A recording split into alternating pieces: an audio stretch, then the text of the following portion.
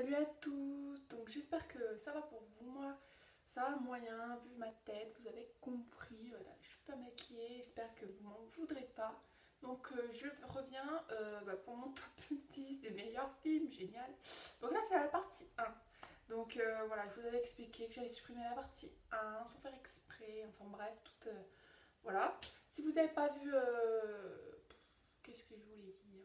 Bon, voilà. Si vous n'avez pas vu la partie 2, n'allez pas voir la partie 2. C'est celle-là qu'il faut voir en premier. Moi, je vous conseille. Bon, si vous avez vu la partie 2, ça, j'y peux pas. Enfin, si, j'y peux quand même, hein. C'est pas grave.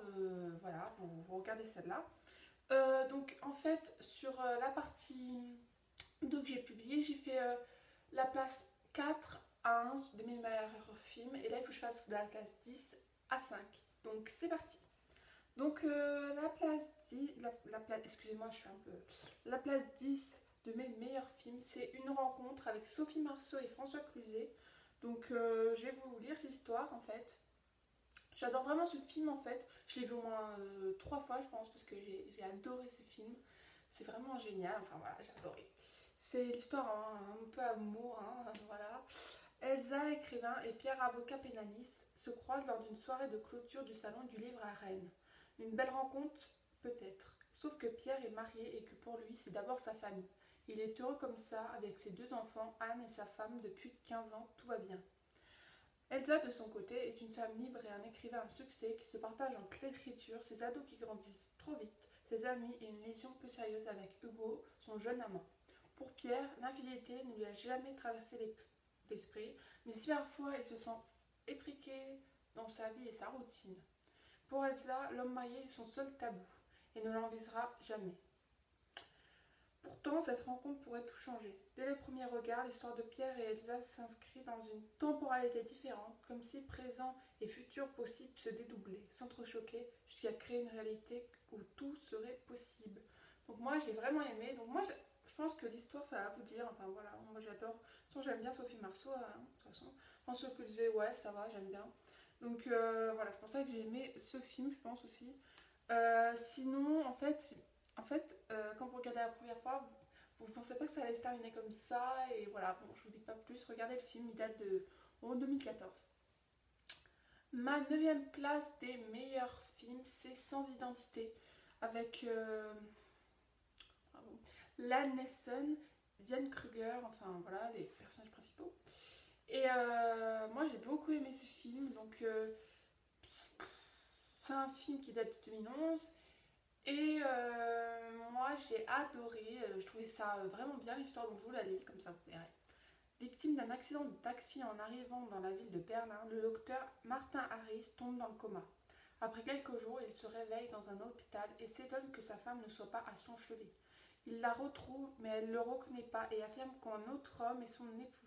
Ignoré par la police, mais aidé de Gina, la conductrice du taxi accidentée et immigrante illégale, Harris essaie de reprendre son identité et de comprendre pourquoi il ne semble pas être celui qu'il prétend. Donc moi, quand j'ai lu l'histoire, j'avais envie de regarder ce film, hein. Moi, je trouve que c'est vraiment bien. Moi, j'ai adoré. Voilà, en plus, j'adore les 2 acteurs qui jouent dedans. Donc, parfait ce film. Donc, je vous le conseille. Ça s'appelle Sans identité. Donc, le prochain film, donc c'est la 8e place, c'est Jurassic Park. Donc, je crois que c'est ma trilogie préférée. C'est obligé. C'est génial ça. Donc je l'ai en coffret en fait avec les 3. Donc j'ai pas encore celui qui est sorti, je vais le voir au cinéma, mais je l'ai pas encore acheté, je sais pas si je vais l'acheter ou pas. En tout cas voilà, ça n'a rien de vous dire. Voilà, moi j'ai préféré par contre le 1 et le 4 que je viens de voir que le 2 et le 3. Voilà, c'est moyen. Surtout le 3, surtout le 2 pardon, c'est vraiment moyen. Mais sinon je trouve ça top.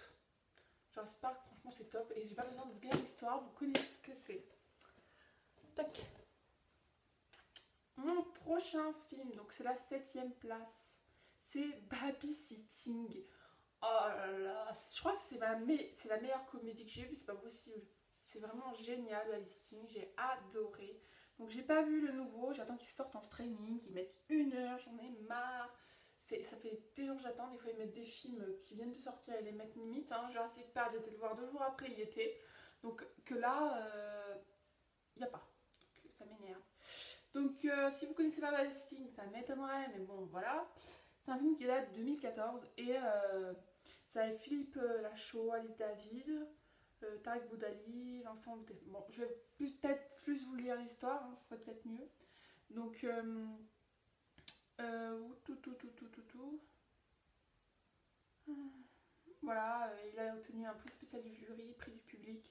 Il est vraiment bien ce film. Bon, on croit que c'est un peu con en voyant la tête de la bande-annonce et tout, mais moi j'ai bien aimé. Donc voilà. Alors attendez, parce que là il me donne le résumé complet, donc si je vous lis, je crois que vous allez vous endormir. Donc, alors, je pense que vous l'avez vu, hein. Je voulais quand même. Oh là là, il me donne la bande-annonce. Ah voilà. Voilà.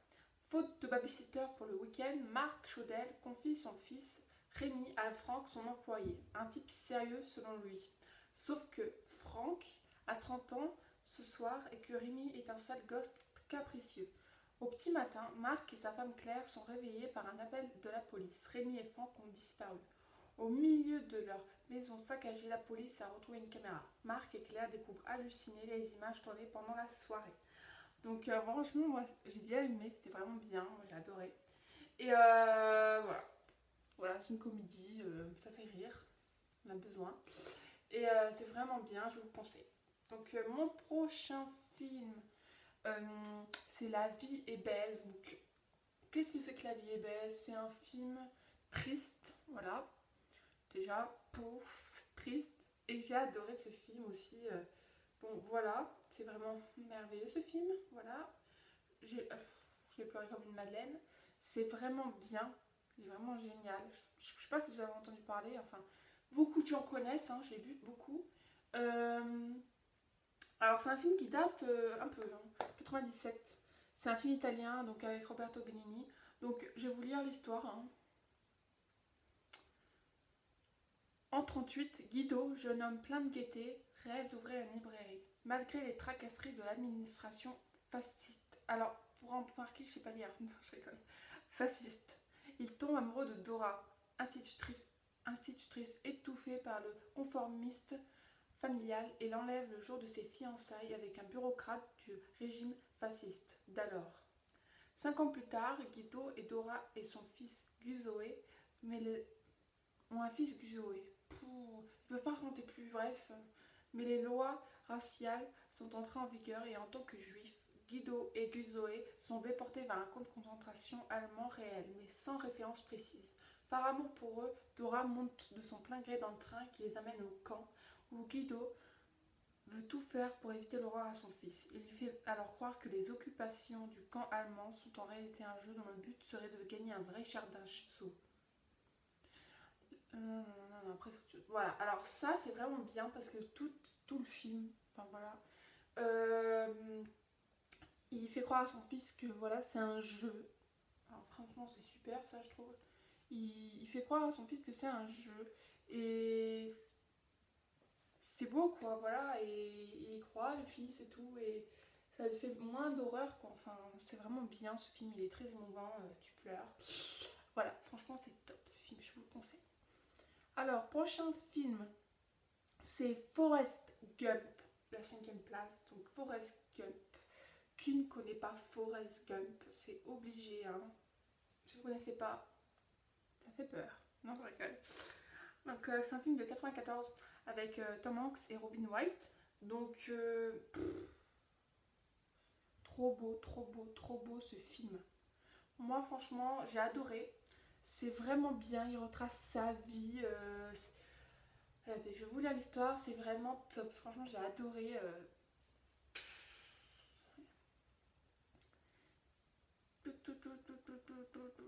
Bon, là, c'est une sinusite. Il y a chi à lire là.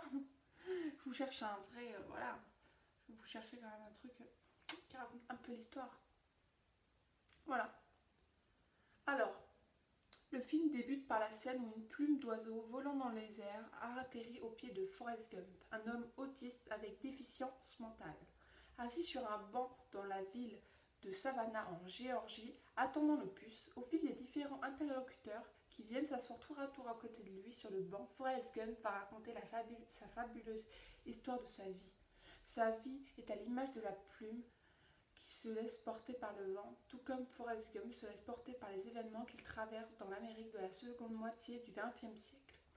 De son enfance mise à l'écart par les enfants de son âge à cause de ses handicaps mentaux et physiques, jusqu'au moment où, devenu milliardaire, il raconte son histoire.